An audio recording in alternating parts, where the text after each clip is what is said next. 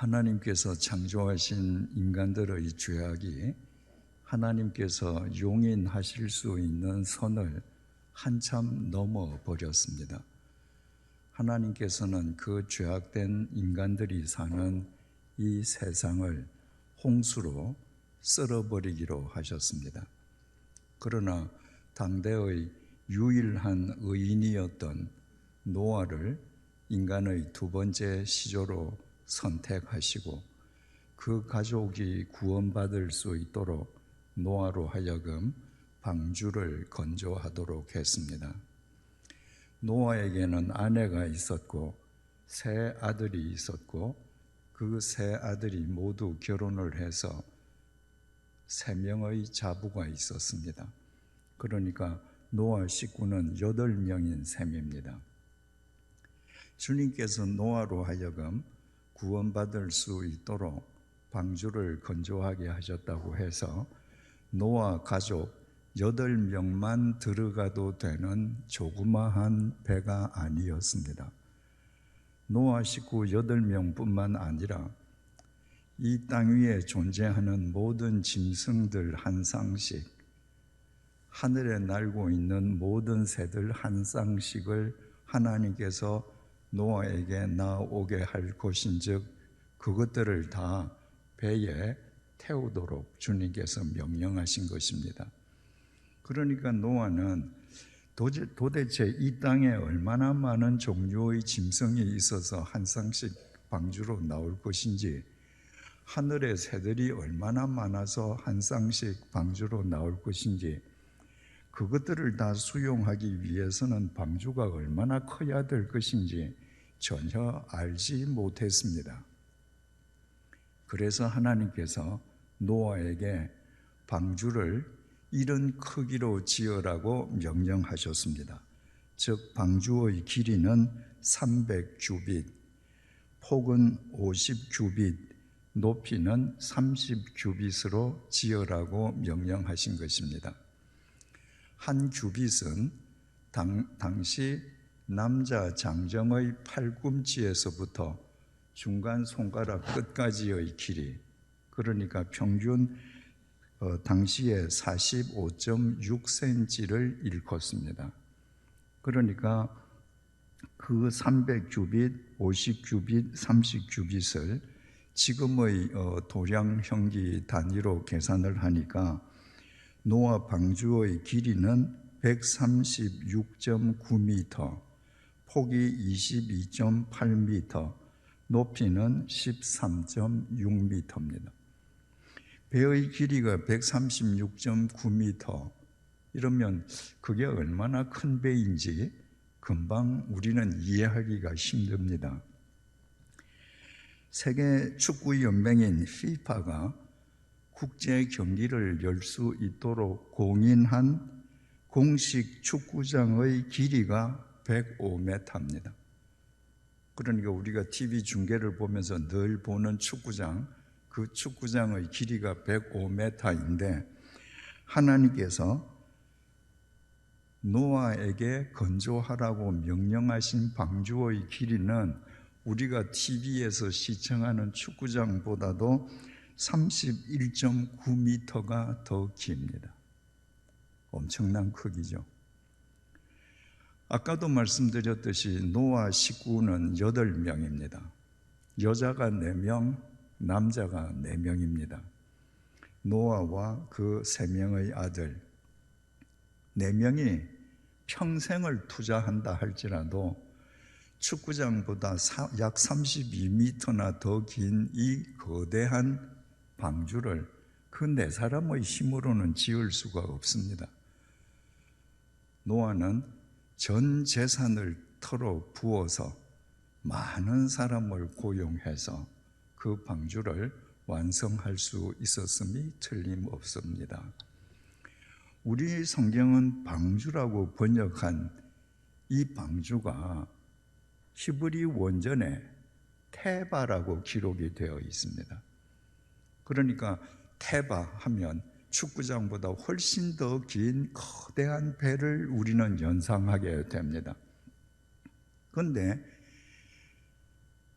히브리어로 기록된 구약 성경에 테바라는 단어가 노아의 방주가 아닌 또 하나의 것을 테바라고 부르고 있습니다. 이스라엘 백성들이 이집트에서 노예살이를 할 때입니다. 오래전부터 노예인 이스라엘 백성들의 출산율이 그들을 부리고 있는 이집트인들의 출산율을 훨씬 앞섰습니다.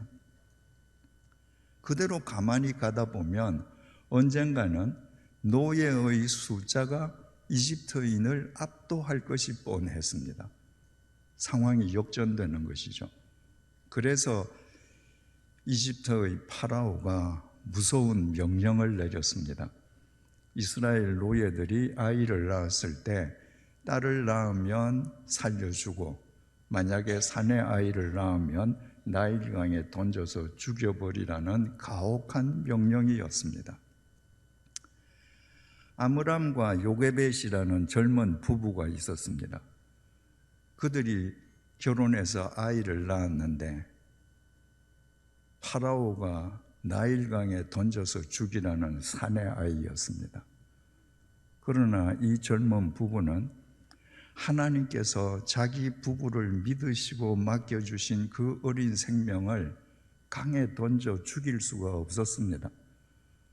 그래서 이들은 이 피덩이 아이를 3달 동안 숨겨서 키웠습니다.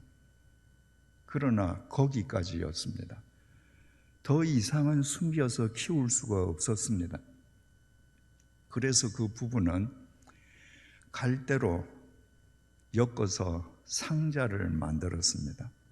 그리고 그 상자 안을 역청과 나무 진으로 칠해서 방수 작업을 했습니다. 물이 새지 못하도록요.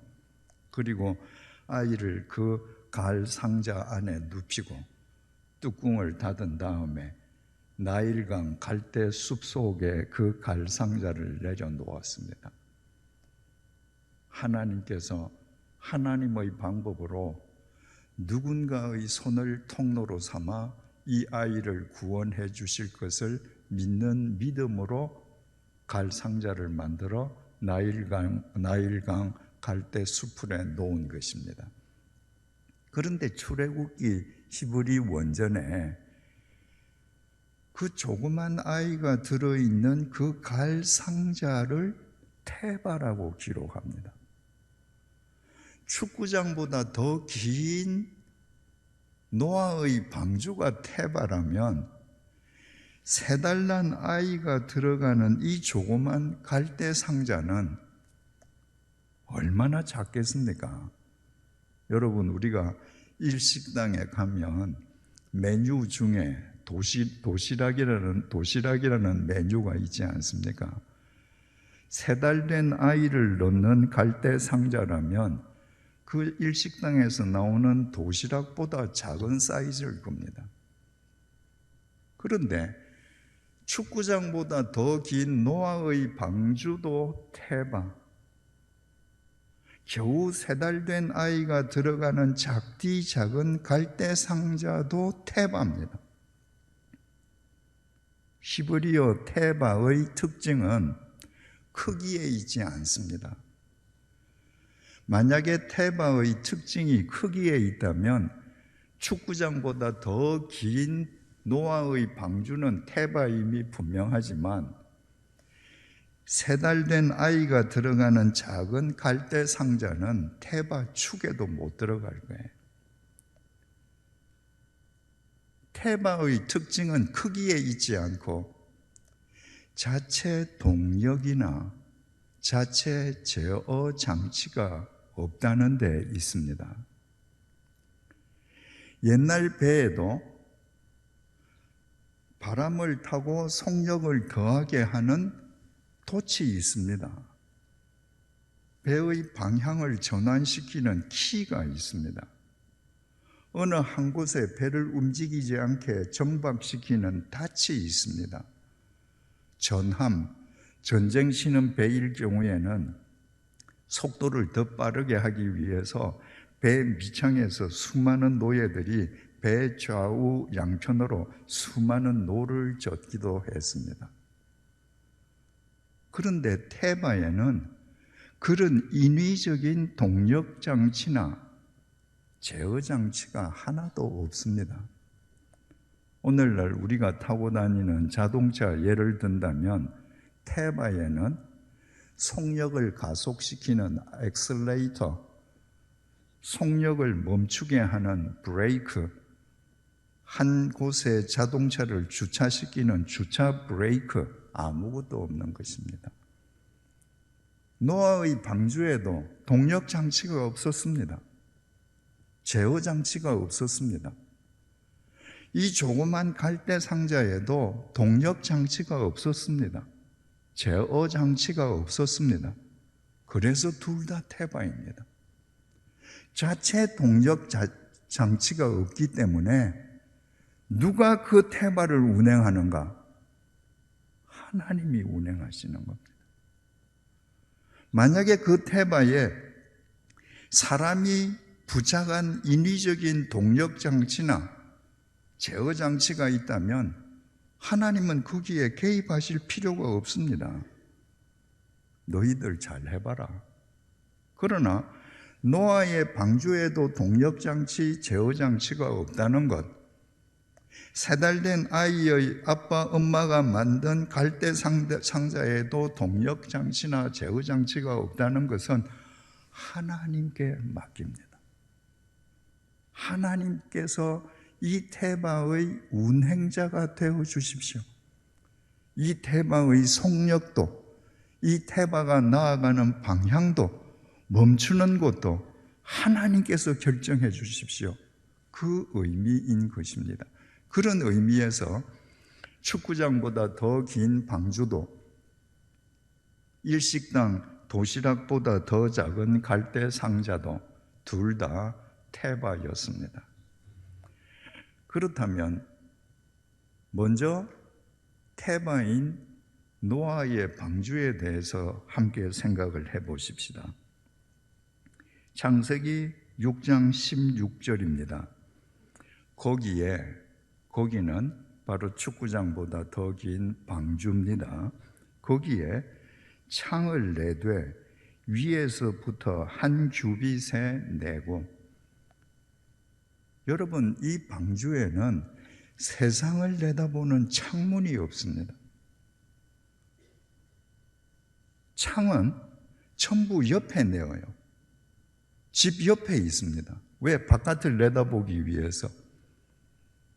그런데 하나님께서 건조하시게 명령하신 이 방주에는 세상을 내다볼 수 있는, 바깥을 내다보고 바깥과 나를 비교할 수 있는 윈도우, 창이 없습니다. 그 방주에 유일한 창이 하나 있는데 이 창은 천정에 붙어 있습니다. 천정 중앙에서부터, 위에서부터 한 규빗, 이것은 제일 중앙 지점에서부터 한 규빗에 창을 내어서 창이 중앙에서 조금 삐딱하게 부착하게 하라, 이 말이 아니고, 중앙에서부터 반지름이 한 규빗 45.6cm로 만들어라. 반지름이 45.6cm니까 지름 91.2cm짜리 창문을 만들어라. 그것이 유일한 창입니다. 그 문은 옆으로 내고 상중하 3층으로 할지니라. 방주는 1층, 2층, 3층, 3층으로 짓는데 그 방주로 들어갈 수 있는 문, 창문이 아니고 문, 영어로 door는 옆에다 만들어라. 창세기 7장 16절입니다. 들어간 것은 모든 것의 암수라. 하나님이 그에게 명하신 대로 들어가매 여호와께서 그를 들여보내고 문을 닫으시니라. 하나님께서 방주로 보내신 땅의 짐승들 한 쌍씩이 다 왔습니다. 새들도 한 쌍씩 다 왔습니다. 노아 식구가 그것들을 다 방주로 다 집어넣었습니다. 그리고 노아 식구 8가족도 방주 안으로 들어갔더니 하나님께서 밖에서 문을 닫으셨습니다. 안에서는 여는 방법이 없습니다. 하나님께서 밖에서 열어주셔야 이들은 나옵니다. 왜? 태바이기 때문에. 사람들은 노아의 방주에 대해서 2가지 잘못 생각합니다. 첫째는 노아가 방주에 들어갔을 때 그 방주에서 40일 동안 있었을 것이다. 왜? 비가 40일 동안 왔으니까. 2번째 잘못 생각하는 것은 노아의 식구들이 있었던 그 방주는 천국의 모형이었을 것이다. 구원의 방주이기 때문에 노아 8가족은 그 방주 속에서 천국과도 같은 생활을 했을 것이다. 첫째, 노아 가족은 40일 동안 방주에 있었습니까? 그렇지 않습니다. 비가 온 날 수가 40일입니다. 이제 앞으로 계속 보시겠습니다마는 노아 가족이 방주에 들어가자마자 하나님께서 밖에서 문을 닫아 거시자마자 비가 내리지 않았습니다. 7일 후에 비가 시작되었습니다. 7일 후에 내리기 시작한 비는 40일 동안 계속되었습니다. 그리고 그 40일 동안 내린 비가 얼마나 많이 왔던지 150일 동안 그 비가 내려진 물이 세상에 찰랑찰랑했습니다. 그 많은 물이 마르는데 또 100수십일이 걸렸습니다. 그래서 노아 가족이 방주에 들어간 날짜가 노아가 600세 되던 해 2월 10일이었습니다. 그리고 하나님께서 밖에서 문을 열어주셔서 노아 가족들이 방주에서 나온 날짜가 노아 601세 되던 해 2월 27일이었습니다. 노아 가족은 방주에 40일만 있었던 것이 아니라 무려 1년 17일 동안 있었습니다. 노아 가족들이 방주에 있었던 1년 17일이 과연 천국의 삶처럼 기쁘기만 했을까? 창세기 6장 21절입니다. 하나님께서 방주를 건조하게 노아로 하여금 방주를 건조하게 하시면서 또 이런 명령을 내리셨습니다. 너는 먹을 모든 양식을 4개로 가져다가 저축하라. 이것이 너와 그들의 먹을 것이니라. 노아 방주를 건조하고 들어가기 전에 너는 미리 양식을 저축해라. 어떤 양식? 너희 식구 8명 먹을 양식, 그게 아닙니다. 너희 8명 먹을 양식뿐만 아니라 방주 속에 들어간 모든 짐승 한 쌍씩, 모든 새들 한 쌍씩, 그것들이 다 먹을 양식을 준비해라. 그 준비하는데도 엄청나게 힘들었겠죠. 그런데 그걸 준비해서 방주 속에다 다 이제 창고에다 간직을 합니다. 그리고 노아가 짐승들이 있는 칸에 가서 얘 짐승들아, 저기 창고 2번에 들어가면 너희들 양식이 있으니까 너희들 아침 저녁으로 가서 먹어라. 그러면 걔들이 먹습니까? 일일이 가져다 줘야 됩니다. 노아 식구 8명이 그 배에 타고 있는 새들, 모든 짐승들에게 매일 자신들이 비축한 양식을 나눠줘야 합니다. 생물이 음식을 먹고 가만히 있습니까? 배설합니다.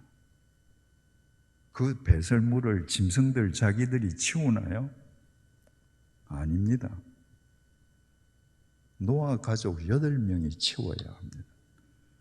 얼마 동안? 1년 17일 동안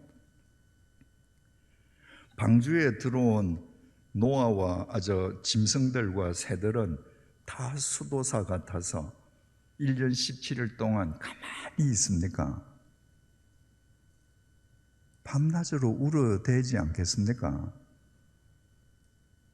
제가 작업하는 곳이 전라북도 어디 지역에 있는데 그 마을에는 짐승들이 많습니다.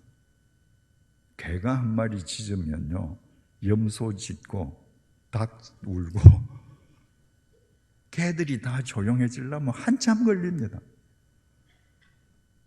노아 방주 상상해 보십시오. 개 한 마리가 짖으니까 양이 따라 짖고 닭이 울고 새가 울고. 노아 방주는 절대로 천국이 아닙니다. 그 속에서는 중노동을 해야 하고 그 새와 짐승의 울음소리에 정신병이 걸릴 것 같은 아수라장과 같은 곳이 노아의 방주입니다. 어떻게 그들이 정신병에 걸리지 않고 1년 17일 동안 매일 그 구전 일을 똑같이 할 수 있었겠습니까?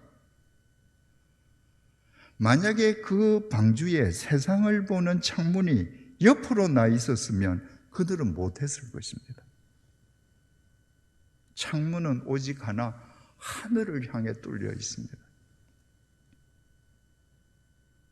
그 하늘을 뚫린 창을 통해서 하나님을 보면서 내가 왜 매일 이 구전 일을 해야 합니까? 하나님 명령이니까. 내가 이 구전 일을 왜 내 자식에게 시켜야 합니까? 그것이 하나님의 뜻이니까. 이 일을 언제까지 해야 합니까? 하나님께서 문을 열어주실 때까지. 오직 천정에 달려있는 창을 통해서 하나님과 대화하면서 노아 8식구는 그 아수라장 같은 노아 방주 속의 소명을 다할 수 있었습니다.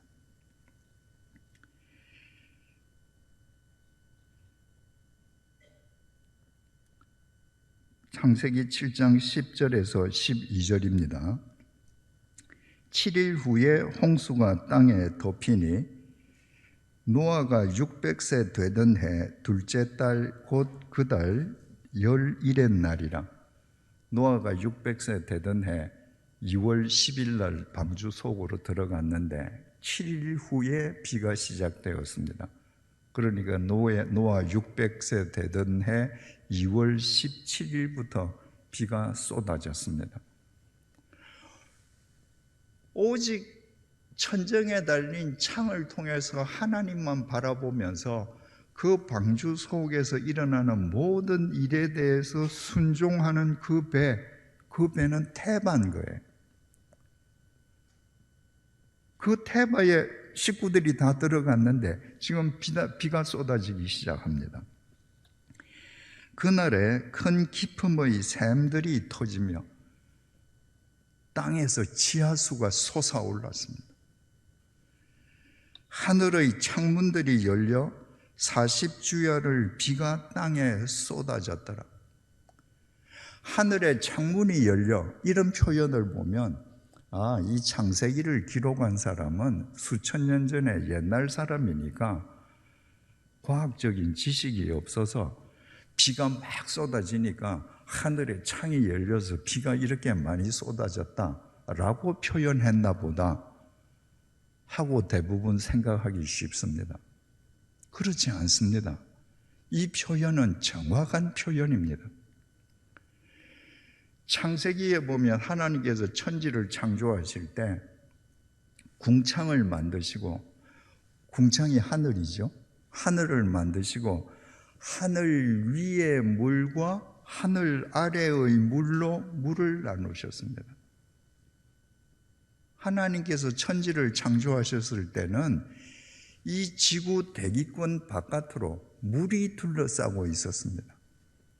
그러니까 이 지구는 온실 효과가 있는 거죠. 물이 대기권을 둘러싸고 있으니까. 그런 상황 속에서 사람들이 900년, 800년을 산 겁니다. 그런데 노아의 홍수 때는 어떤 비가 쏟아졌는가? 우리가 아는 하늘 구름 속에서 떨어지는 비가 아니고 하나님께서 하늘의 창문을 여셔서 궁창 위에 있는 물이 쏟아지게 한 거예요. 그래서 성경을 보십시오. 궁창 위에 있는 물이 쏟아진 이후부터 인간의 수명이 줄어듭니다. 인간이 직사광선에 노출되거든요.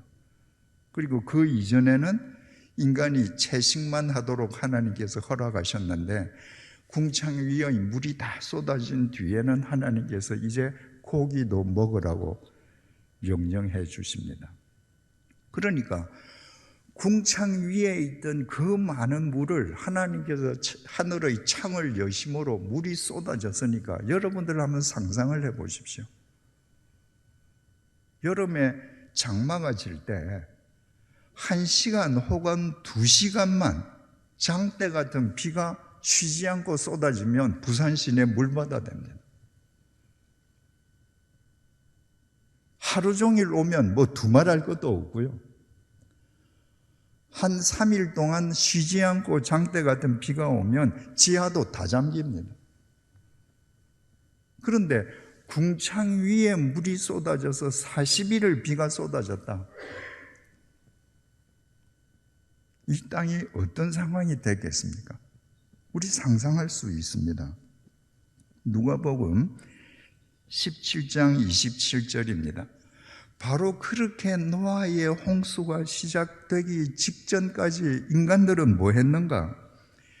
노아가 방주에 들어가던 날까지 사람들이 먹고 마시고 장가들고 시집가더니 홍수가 나서 그들을 다 멸망시켰으며, 여러분, 축구장보다 더 긴 방주를 노아가 아무리 돈이 많아서 아무리 많은 인부를 동원한다 할지라도 한두 달 만에 지을 수 있겠습니까? 그 방주를 건조하는데 얼마나 긴 세월이 소요되었겠습니까? 그 방주를 건조하는 망치 소리가 울릴 때마다 그 소리는 무슨 소리예요? 하나님의 심판날이 가까웠다. 준비하라. 하나님께서 인간에게 주시는 경고의 소리입니다. 그런데 인간들은 뭐 했는가? 먹고 마시는데 혈안이 됐습니다. 청천하늘에 비가 와서 이 세상이 멸망한다고 방주를 짓는 노아를 먹고 마시는데 혈안이 된 사람들이 비웃지 않았겠습니까? 정신병자 취급하지 않았겠습니까? 여러분, 비가 막 쏟아졌을 때 누가 제일 후회했겠습니까?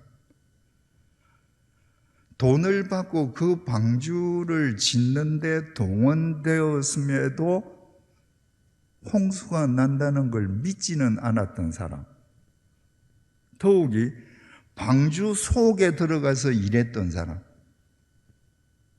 나 저기 분명히 저 속에 있었는데 비가 오는데 난 못 들어갑니다. 나는 먹고 마시는데 혈안이 되어 있었거든요. 창세기 7장 17절에서 20절입니다. 홍수가 땅에 40일 동안 계속된지라 물이 많아져 방주가 땅에서 또 올랐고, 궁창 위에 물이 쏟아져서 온 세상이 다 물에 휩쓸려 가는데, 온 세상이 물이 낮은 곳으로 흘러가는 대로 휩쓸려 가는데 반대로 방주는 또 올라갑니다. 모두 휩쓸려 가는데 방주만 떠오릅니다. 왜? 태바니까. 물이 더 많아져 땅에 넘침에 방주가 물 위에 떠다녔으며, 물이 더 많아져서 사람들이 휩쓸려 가면서 이 방주를 붙잡고 문 열어달라고 두드리는 사람들이 얼마나 많았겠습니까? 노아는 못 열어줘요. 하나님이 닫으셨기 때문에. 하나님이 열어주시지 않으니까 아무도 들어갈 수 없습니다. 물이 더 차오를수록 사람들은 더 휩쓸려 가는데 방주는 더 높이 올라갑니다. 물이 땅에 더욱 넘침에 천하의 높은 산이 다 잠겼더라. 계속 물이 쏟아지니까 천하의 높은 산이 다 잠겼다. 이게 무슨 말입니까? 사람이 도망갈 수 있는 가장 높은 곳까지 다 잠겼다. 바꾸어 말하면 사회적으로, 정치적으로, 경제적으로 사람이 차지할 수 있는 최정상의 자리도 다 잠겼다. 그런데 물이 불어서 15규빗이나 오르니 산들이 잠긴지라. 세상의 가장 높은 곳까지 물에 잠긴 것으로 끝나는 게 아니라 물이 점점점 더 올라가요. 그래서 세상의 가장 높은 산으로 도피한 사람도 다 죽었습니다. 그런데 물이 그 세상에서 제일 높은 산보다 15규빗 위까지 물이 찼다. 제일 높은 산에서 15규빗까지 더 오른 물 높이는 6.83m입니다. 제일 높은 산보다 6.83m 물이 더 높은데 그 높이는 뭘 상징합니까? 노아가 거기 있는 거예요. 세상에서 가장 권력이 있던 사람, 가장 돈 많은 사람도 올라갈 수 있는 가장 높은 정상에서 다 죽었고, 노아의 배는 그보다 6.84m 더 높은 곳에 있습니다. 6.84m의 차이, 그 차이는 뭐 여기서 저까지도 안 되죠. 6.83m. 별거 아닌 것 같지만 그 차이는 죽음과 생명의 차이고 심판과 구원의 차이고 찰나와 영원의 차이입니다. 하나님께서 이처럼 방주를 높여주시고 그 방주 속에 있던 8 식구로 하여금 인류의 역사를 다시 시작하게 해주신 것은 그 방주가 태바였기 때문입니다. 오, 비가 쏟아지네. 이 배에 지금 방주가 이렇게 비가 쏟아지는데 이 방주가 견딜 수 있을까? 이 물살이 이렇게 센데 이 물살을 거슬러 올라갈수록 어떻게 배를 좀 조정할 수 없을까? 노아가 그런 생각을 했더라면 그 배는 태바가 되지 못합니다. 하나님께서 그 배의 운행자가 되시지 않으니까요.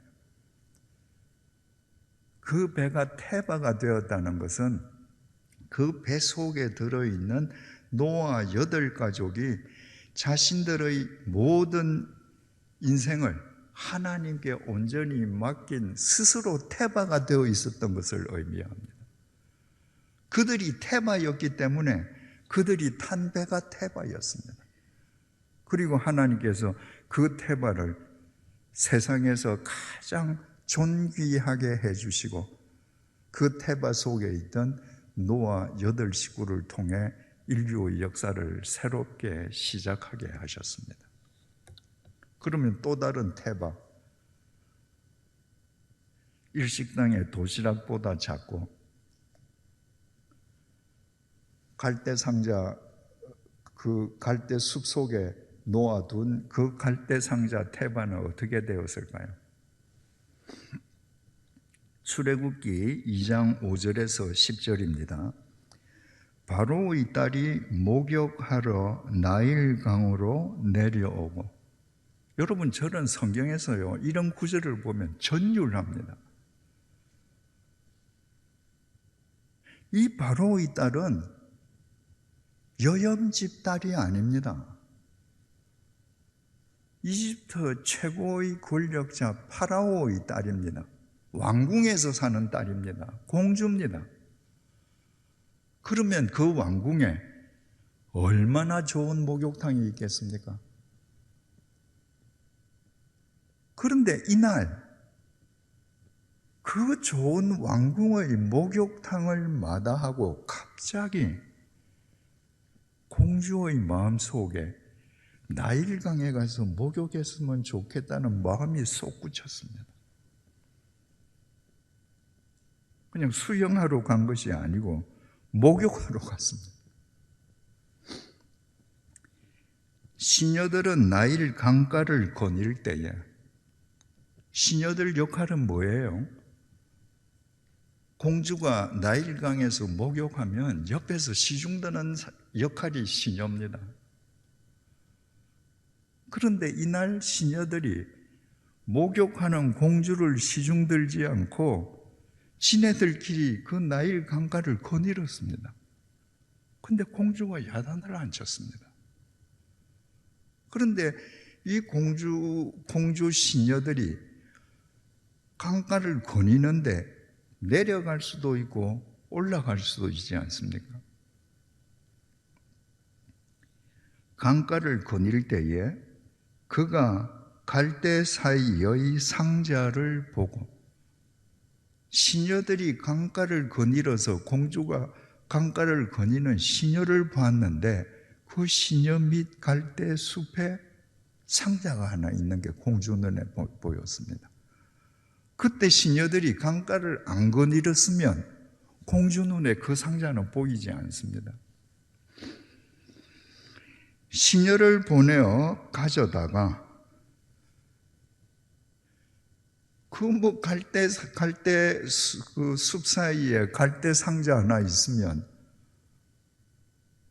이집트의 공주에게 없는 게 있겠습니까? 그건 뭐 대수롭게 여기겠습니까? 그런데 이날따라 공주가 그 갈대 숲 사이에 있는 갈대 상자를 보고 호기심이 발동했습니다. 얘들아, 가서 저 한번 상자 가져와 봐라. 가져왔는데 아무런 장식도 없고 볼품없는 갈대 상자입니다. 아이고, 치워버려라. 그러지 않고 열어봐라. 열었습니다. 그 아기를 보니 아기가 우는지라. 뚜껑을 여는 순간에 보니까 아기가 누워 있는데 그와 동시에 아기가 울었습니다. 아기가 울지 않았으면 어떤 일이 일어났을는지, 정반대의 일이 일어났을는지 모릅니다. 아기가 우니까 이 공주 마음에 모성애가 발동했습니다. 그가 불쌍히 여겨 가로되 이는 히브리 사람의 아기로다. 그 아이가 두르고 있는 담요 이런 걸 볼 때 이거 히브리 사람의 아이예요. 사내 아이예요. 자기 아버지가 뭐라고 명령하셨죠? 노예가 사내 아이를 놓으면 강에 던져 죽이라 그랬습니다. 자기 아버지의 명령을 따르면 이 히브리 사내 아이라는 건 노예 아이거든요. 이건 노예 사내 아이구나. 얘들아, 저 물에 그냥 던져버려 라고 해야 타당합니다. 그런데 불쌍히 여기는 마음이 더 컸습니다. 그의 누이가 바로의 딸에게 이르되, 그의 누이는 바로 지금 이 갈대 상자 속에 들어있는 3달 된 아이의 누이 미리암이죠. 이 누이가 공주 앞으로 나아가는데 그날 따라 경호원이 제지하지 않았습니다. 여러분, 옛날 이집트 시대라고 왕족에 대한 경호가 지금보다 못했겠습니까? 그렇지 않습니다. 서민은 함부로 왕족 앞으로 못 나아갑니다. 그런데 이 강가에서 이 아이의 누이가 공주에게 가는데 아무도 그의 앞길을 제지하지 않았습니다. 그의 누이가 바로의 딸에게 이르되 내가 가서 당신을 위하여 히브리 여인 중에서 유모를 불러다가 이 아기에게 젖을 먹이게 하리이까. 지금 이 누이가 공주에게 말하기를 내가 지금 가서 이집트 여자 유모를 한 명 데리고 올까요? 이렇게 얘기하지 않았습니다. 히브리 여인 한 명을 데려올까요? 정상적으로 생각하면 공주가 노해야 합니다. 바로의 딸이 그에게 이르되 가라 하며 빨리 가서 데리고 오라는 거예요. 유모 한 명. 그 소녀가 가서 아기의 어머니를 불러오니, 아기의 어머니가 누구예요? 자기 어머니죠. 어머니 빨리 가요. 바로의 딸이 그에게 이르되 이 아기를 데려다가 나를 위하여 젖을 먹이라. 이 아기를 데려다가 너희 집으로 데리고 가. 그리고 젖을 먹이는데 나를 위해서 먹여. 내가 그 싹을 주리라. 지금까지는 젖을 먹이다가 도저히 더 먹일 수가 없어서 더 이상 숨겨서 키울 수가 없어서 갈대 상자에 넣어서 갈대 숲에 내려놓았는데 이제는 공공연하게 젖을 먹이고 돈까지 받게 됐습니다. 여인이 아기를 데려다가 젖을 먹이더니 이제는 숨어서 먹일 필요 없죠. 아무도 두려워할 필요 없죠. 공주가 명령했으니까. 이 아이가 자라매 바로의 딸에게로 데려가니 그가 그의 아들이 되니라. 젖을 떼게 되었을 때 이 생모가 공주에게 데려갔습니다. 그랬더니 공주가 이제부터 얘는 내 아들이다 선언을 했습니다. 그가 그의 이름을 모세라 하여 이르되 이는 내가 그를 물에서 건져내었음이라 하였더라.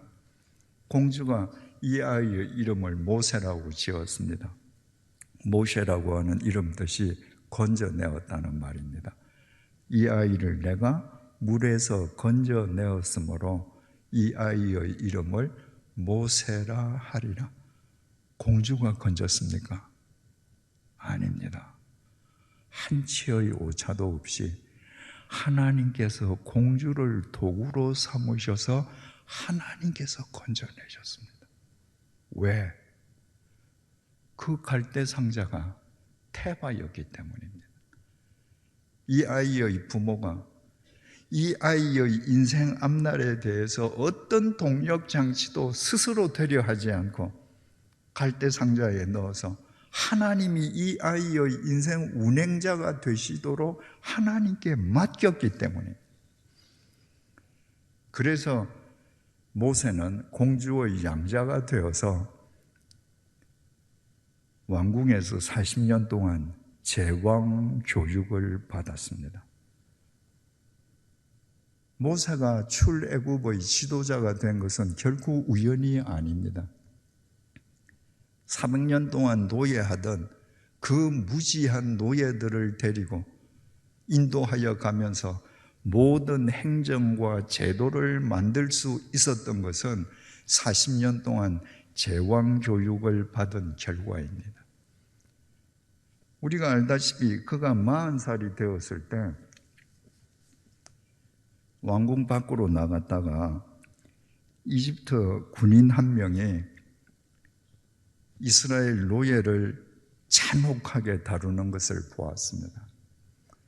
모세는 자기 어머니 생모의 젖을 빨고 컸기 때문에 자기가 히브리인이라는 사실을 알고 있습니다. 정체성을.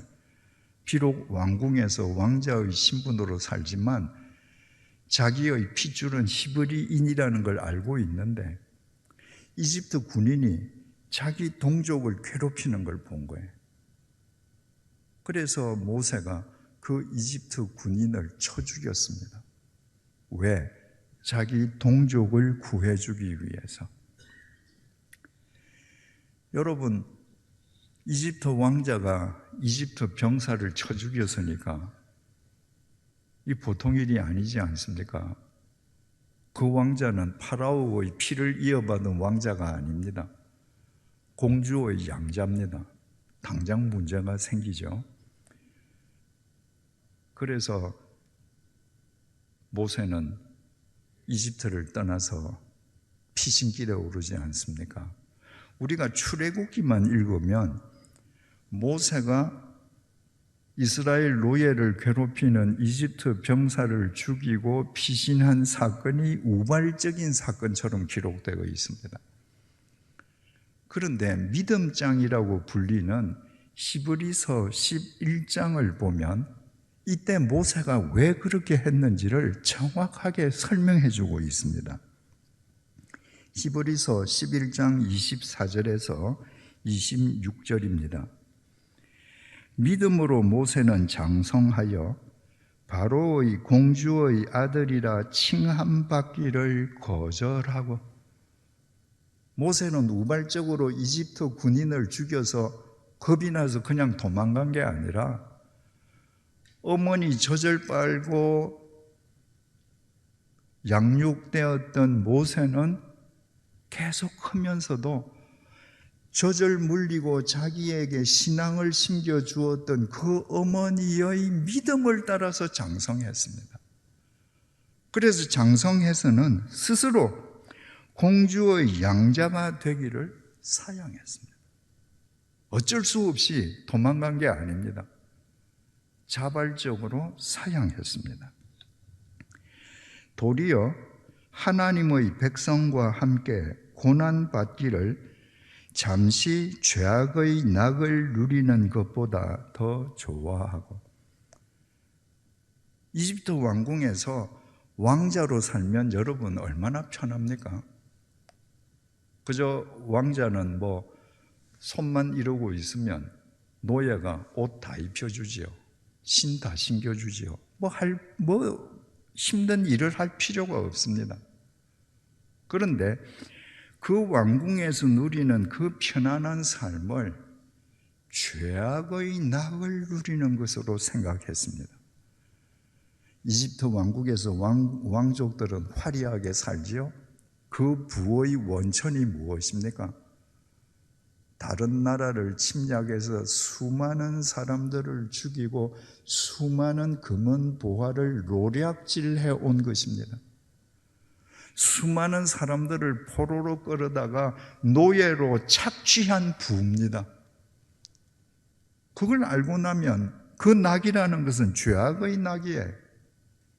그래서 모세는 하나님의 백성과 고난받기를 잠시 죄악의 낙을 누리는 것보다 더 좋아하고, 모세는 바보가 아닙니다. 이집트 병사를 죽이면 자기가 고난받는다는 것을 알았습니다. 그러나 내 동족을 살리기 위해서 받는 고난이라면 오케이, 나는 기꺼이 받겠다. 그리스도를 위하여 받는 수모를 애굽의 모든 보화보다 더 큰 재물로 여겼으니 이는 상 주심을 바라봄이라. 삼위일체 하나님을 위해서 받는 모든 수모를 오히려 더 크게 여긴 것은 하나님께서 상 주심을 바랐기 때문이다. 모세가 이미 태바가 되어 있습니다. 그가 태바가 되어 있었기 때문에 내가 지금 공주의 양자로 이집트 왕국의 왕자 신분으로 살아가는데 이 왕궁의 권력을 내 동력으로 삼아서 내 인생을, 내 미래를 이렇게 꾸려봐야지, 그렇게 하지 않았습니다. 그거 다 버렸습니다. 오직 하나님께서 상 주심을 바라보고 내가 고난을 당할지언정 가야 할 길을 위해서 하나님께 내 생을 바쳤습니다. 태바였습니다. 그러면 하나님께서 이집트에서 살 수 없게 된 그 태바 모세를 책임져 주시지 않겠습니까? 출애굽기 2장 15절에서 22절입니다. 바로가 이 일을 듣고, 이 일은 모세가 이집트 병사를 죽였다는 말을 들은 거예요. 모세를 죽이고자 하여 찾는지라 모세가 바로의 낯을 피하여 미디안 땅에 머물며 하루는 우물 곁에 앉았더라. 여러분, 모세가 이집트 왕자로 살 때는 말 타고 다니잖아요. 아니면 마차를 타거나 병거를 탑니다. 먼 길을 걸어가지 않습니다. 그런데 이집트에서 미디안 광야까지 피신할 때 모세는 걸어갔습니다. 태어나서 평생 그 먼 길을 걸어간 거예요. 얼마나 피곤하겠습니까? 다리가 얼마나 아프겠습니까? 그래서 우물 곁에 지친 몸을 쉬게 하기 위해서 잠깐 앉았습니다. 미디안 제사장에게 7 딸이 있었더니 그들이 와서 물을 길어 구유에 채우고 그들의 아버지의 양떼에게 먹이려 하는데 모세가 그 우물가에 앉아서 지친 몸을 쉬고 있는 그 순간에 미디안 제사장 7 아버지의 양떼를 몰고 와서 우물에서 물을 퍼서 지금 물을 주려고 합니다. 그 순간에 그 딸들이 안 나왔으면 아무 일도 안 생기죠. 하나님께서 지금 이렇게 역사하시는 겁니다. 17절, 목자들이 와서 그들을 쫓는지라. 바로 그 순간에 불량한 목자들이 이 미디안 제사장 7 쫓아요. 그들이 구유에다 퍼둔 물, 그 물을 자기네들 양떼 먹일 테니까 니네들 가라고 쫓습니다. 모세가 일어나 그들을 도와 그 양떼에게 먹이니라. 며칠을 걸어서 미디안 땅으로 가서 피곤한 몸을 추스르고 있던 모세인데 불량한 목자들이 나와서 이 미디안 제사장 7 괴롭히는 것을 보고 그냥 있을 수가 없습니다. 의협심에 모세가 단신으로 일어나서 그 불량한 목자들을 다 쫓아줬습니다. 그리고 이 7명의 여인이 양에게 물을 먹이는 그 일까지 도와줬습니다. 그들이 그들의 아버지 르우엘에게 이를 때에 아버지가 이르되 너희가 오늘은 어찌하여 이같이 속히 돌아오느냐? 7명의 딸이 양에게 물을 먹이고 집으로 돌아왔는데 아버지가 가만히 시간을 계산해 보니까 평소보다 너무 빨리 온 거예요. 이때 아버지가 아무것도 묻지 않았으면 아무 일도 안 생깁니다. 그런데 아버지가 물었습니다. 얘들아, 니네들 어떻게 오늘은 평소와 다르게 이렇게 빨리 갔다 오냐? 그들이 그들의 아버지 르우엘에게 이를 때에 아버지가 이르되 19절입니다. 그들이 이르되 한 애굽 사람이 우리를 목자들의 손에서 건져내고 우리를 위하여 물을 길어 양떼에게 먹였나이다. 아버지가 물었기 때문에 딸들이 대답했습니다. 불량한 목자들이 이렇게 할 때 한 애굽인이 그 딸들이 볼 때는 모세가 애굽 사람으로 보였던 것이죠. 애굽 사람이 그 불량자들을 쫓아내고 우리를 도와줘서 우리가 이렇게 빨리 왔습니다. 20절, 아버지가 딸들에게 이르되 그 사람이 어디에 있느냐? 너희가 어찌하여 그 사람을 버려두고 왔느냐? 그를 청하여 음식을 대접하라 하였더라. 아버지가 그 말을 듣고 아 그랬어? 이러고 지나쳤으면 아무 일도 안 일어납니다. 근데 아빠가 이 딸들을 꾸짖었습니다.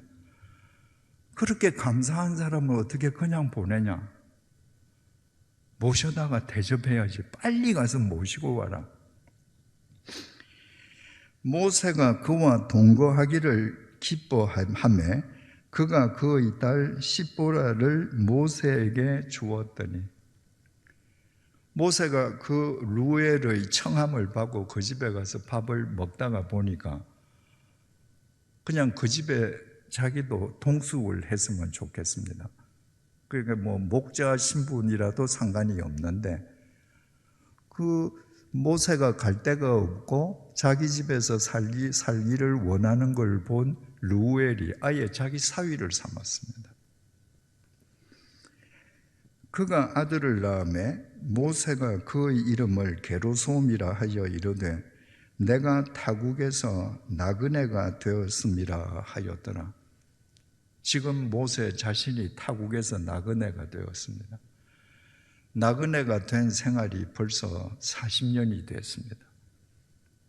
왕궁에서 40년 동안은 제왕 교육을 받았습니다. 행정을 만들고 제도를 만들고 사람들을 통솔하는 법을 배웠습니다. 이 미디안 광야 40년 동안은 영적 훈련을 받았습니다. 내가 아무리 똑똑해도, 내가 아무리 경력이 많아도 실상은 아무것도 할 수 없는 존재라는 걸 40년 동안 그 광야에서 배웠습니다. 40년 동안 장인 어른의 양을 치면서 살아가는데 모세에게 자기 재산은 하나도 없었습니다. 자기가 치는 양도 장인 거, 살고 있는 집도 장인 집, 입고 있는 옷도 다 장인에게서 나온 겁니다. 그 개인 재산이 있다면 양을 치는 마른 막대기 하나였습니다. 그러니까 아무 쓸모도 없는 80 노인 모세가 된 겁니다. 그때 하나님께서 모세를 부르셨습니다. 왜? 하나님께서 보시기에 아무 쓸모도 없다고 생각하는 모세야말로 태바가 되어 있었거든요. 자기 스스로의 동력으로, 자기 스스로의 제어장치로 자기 인생을 꾸려갈 생각을 전혀 하지 않는 태바였던 것입니다. 하나님께서 그를 부르시고 이렇게 말씀하십니다. 출애굽기 3장 9절에서 10절입니다. 이제 가라. 이스라엘 자손의 부르짖음이 내게 달하고 애굽 사람이 그들을 괴롭히는 학대도 내가 보았으니 이제 내가 너를 바로에게 보내어 너에게 내 백성 이스라엘 자손을 애굽에서 인도하여 내게 하리라. 이 문장의 주어는 철저하게 하나님, 납니다. 나. 내가 봤다. 내가 너를 보낸다. 내가 너를 보내므로 너는 가라. 이 80 노인, 아무 쓸모없어 보이는 노인 모세를 애굽에 보냅니다. 그리고 하나님께서 그 태바의 운행자가 되셨습니다.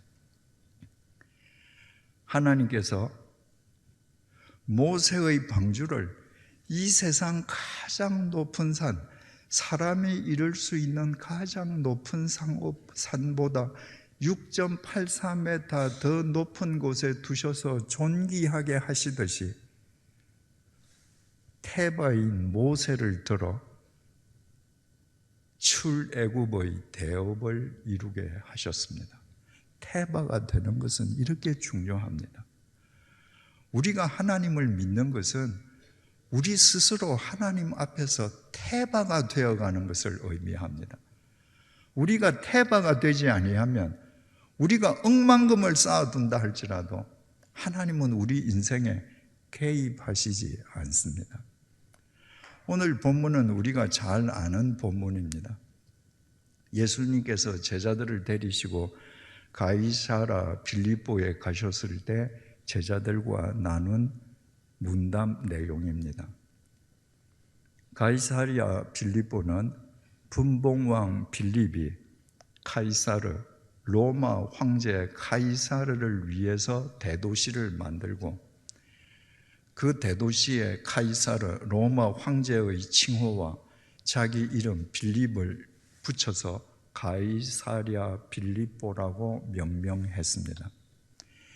옛날에 로마 황제의 이름이나 칭호가 붙은 도시가 여럿 있었는데 아무 도시나 붙일 수 없습니다.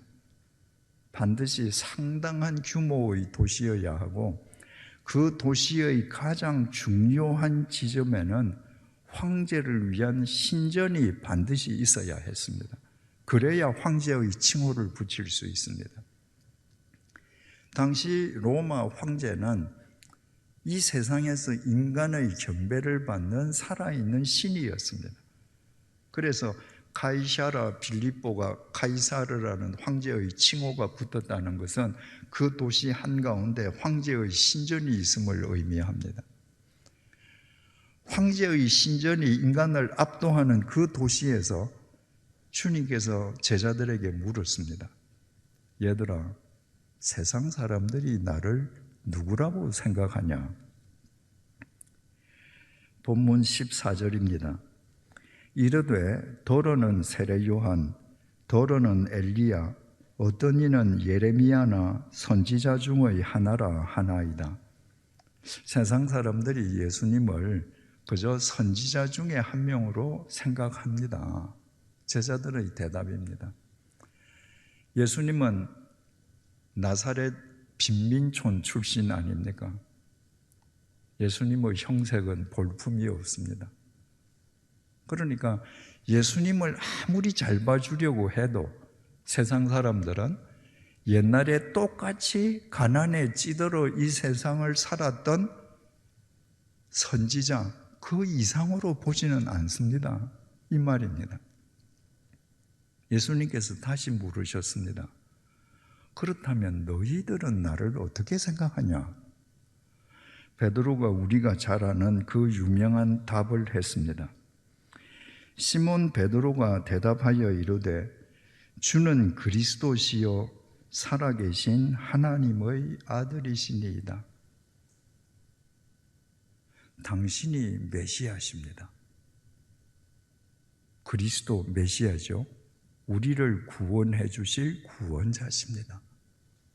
그리고 당신이 하나님의 아들이십니다. 라고 고백했습니다. 여러분, 하나님의 아들이라는 게 무슨 뜻입니까? 개새끼는 엄청나게 비싼 개든 똥개든 개새끼는 개입니다. 사람 자식은요, 부자 자식이든 거지 자식이든 사람 자식은 사람이에요. 베드로가 예수님 보고 당신이 하나님 아들입니다라고 말한 건 당신이 하나님입니다. 이 말을 한 겁니다. 이걸 어디서 이 얘기를 했다고요? 황제의 신전이 인간을 압도하는 가이사랴 빌립보에서 베드로가 이 고백을 했습니다. 그 장면을 한번 여러분 그려보십시오. 저 신전에서 인간의 경배를 받고 있는 로마 황제가 하나님이 아니라 비록 남두한 형색일망정 나사렛 예수 당신이 하나님입니다. 삼권을 장악하고 있는 로마 황제가 우리를 구원할 메시아가 아니라 모든 사람들이 빈민 예수라고 생각하는 당신만 우리를 구원하실 메시아입니다. 여러분, 여기에 주석을 가하자면 이제부터 나는 저 신전에서 인간의 경배를 받는 황제의 논리를 따르지 않고 오직 나사렛 예수, 당신의 진리만 쫓겠습니다. 이 고백입니다. 그 고백을 받으신 예수님께서 17절에서 이렇게 말씀하셨습니다. 예수께서 대답하여 이르시되 바요나 시모나 내가 복이 있도다. 예수님께서는 베드로를 만나시자 마시자 베드로라는 이름을 직접 지어주셨습니다. 그런데 주님께서 베드로의 그 위대한 고백을 받으시고는 당신이 지어주신 베드로의 이름을 부르시지 않고 베드로의 본래 이름을 부르셨습니다. 베드로의 이름, 본래 이름 시몬 앞에 바요나를 또 붙였습니다. 바는 아들이라는 말이고 요나는 요나의 아들, 시몬의 아버지 이름이 요나입니다. 그러니까 요나의 아들 시몬아, 네가 복이 있다. 무슨 복이 있다는 말인가? 왜 시몬의 옛 이름을 부르시고 그 아버지 이름까지 부르시는가? 이를 내게 알게 한 이는 혈육이 아니요 하늘에 계신 내 아버지시니라. 내가 나사렛 예수로 이런 남루한 형상으로 이 세상에 왔음에도 불구하고 내가 메시아요 하나님이신 걸 네가 알 수 있었던 것은 네 혈육의 아버지 요나가 너한테 가르쳐 준 것이 아니고 하늘에 계신 하나님이 너에게 은혜를 베풀어 주셨기 때문에 네가 아는 거다. 그래서 너한테 복이 있다. 여러분, 우리는 2000년 전에 예수님께서 이 땅에 오시고 2000년 전을 너무 쉽게 얘기합니다. 근데 2000년 전이 언제입니까? 박혁거새가 알 까고 나올 때입니다. 박혁거새는 우리나라 신라의 시조인데도 불구하고 박혁거새가 알 까고 나왔다 하면 우리나라 사람이 안 믿습니다. 그런데 그 2000년 전에 지구 반대편에서 예수라는 청년이 나를 위해서 와서 태어나지도 않은 내 죄를 위해서 십자가에 못 박혀 죽고 부활했다. 이게 박혁거새가 알 까고 나온 것보다 더 황당한 얘기죠. 우리는 이걸 믿습니다. 왜? 하늘에 계신 하나님 아버지께서 이것을 믿는 은혜를 주셨기 때문입니다. 이 은혜를 못 받은 사람은 지금도 못 믿습니다. 아무리 설명해도 못 믿습니다. 그들에게는 이 은혜가 임하지 않았거든요. 그래서 바요나 시몬아, 네가 복이 있다. 내가 메시아요 하나님이신 것을 네가 알게 된 건 네 혈육으로 인함이 아니고 하늘에 계신 내 아버지가 너에게 은혜를 베풀어 주셨기 때문이다. 18절 또 내가 네게 이르노니 너는 베드로라. 내가 이 반석 위에 내 교회를 세우리니 음부의 권세가 이기지 못하리라. 반석과도 같은 너의 고백, 예수가 그리스도시요 하나님의 아들이라는 반석과도 같은 너의 고백 위에 너희들을 위한 교회를 세워줄게. 주님께서 이렇게 말씀하시지 않았습니다. 반석과도 같은 너의 고백 위에 내 교회를 세우리라. 내 교회, 주님이 주인이신 거예요. 내가 주인 되는 교회를 세우리라. 주님이 주인이 되시는 교회인데 무슨 음부의 세력이 이길 수 있겠습니까? 이 땅에 있는 모든 교회의 주인은 주님이십니다.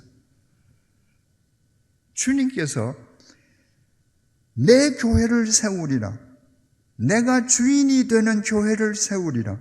이 말씀은 그러므로 너희들은 태바가 되라. 너희들 동적으로, 너희들 인위적인 제어 장치로 교회를 운행하려 하지 마라. 태바가 되라. 그러면 내가 교회의 운행자가 되리라. 이 말씀입니다. 여러분, 전 세계는 고사하고 우리나라 교회만 한번 돌아보십시다. 왜 그 많은 교회들이 조롱과 비난의 대상이 되어 있습니까?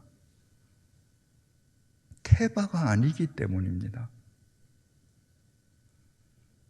특정 사람들이 주인이 되어 있기 때문입니다. 특정 사람들이 주인이 되어 있는 교회는 태바가 아니고, 주님이 주인이신 태바가 아니고 인간이 주인인 종교 기업에 지나지 않습니다.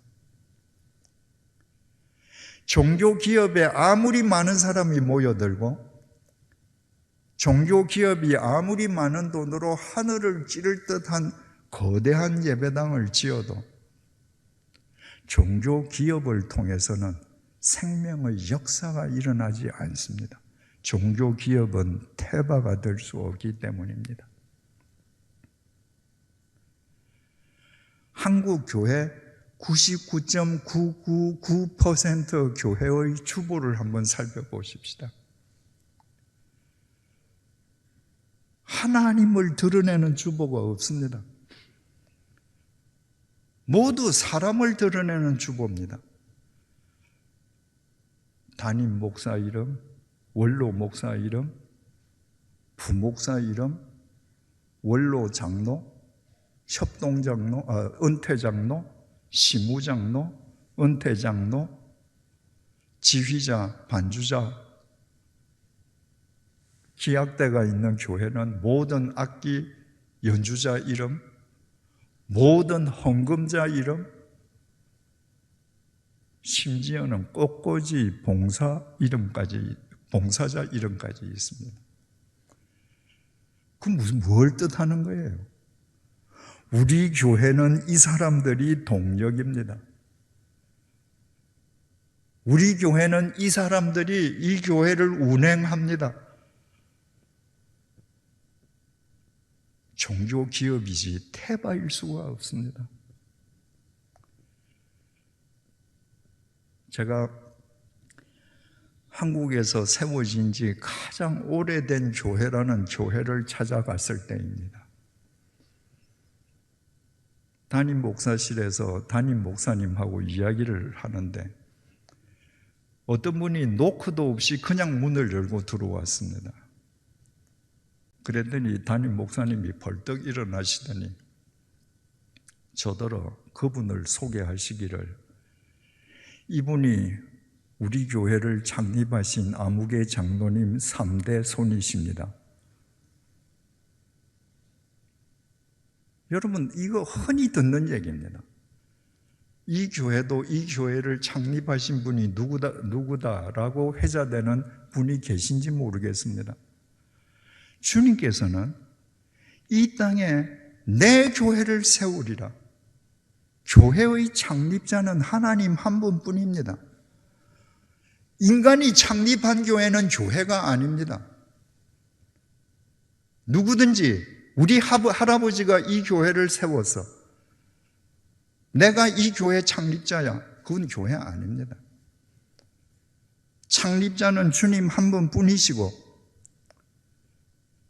주님께서 그 교회를 창립할 때 도구로 쓰임받은 사람들이 있을 뿐입니다. 여러분들, 이제 교회에서 우리 이름을 지워야 됩니다.